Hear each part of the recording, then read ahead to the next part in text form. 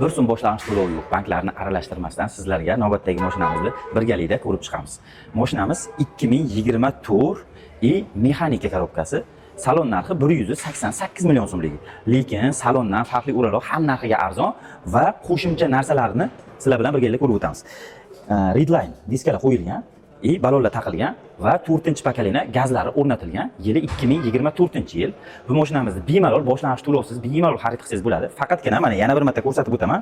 Holatingiz 400 dan yuqori bo'lishi kerak. Balingiz 400 dan yuqori bo'lishi kerak. Agar 300 dan yuqori bo'lsa, olsangiz bo'ladi, faqat 1 oylik to'lov bilan hujjatiga xarajat qilasiz, boshlang'ich to'lov qilmaysiz. Boshqa holatlarda, o'rtacha yoki undan pastroq holatlarda bo'lsa, oldindan 500 so'm pul berib chiqarsangiz bo'ladi. Mashinamizni bahosini $10,700 qilib belgiladik. Salon narxidan 15 million arzonroq tushadi, xudo xolasa. Yana bitta yaxshi tarafi, foizini yillik 29 emas, 20% dan qilib beramiz.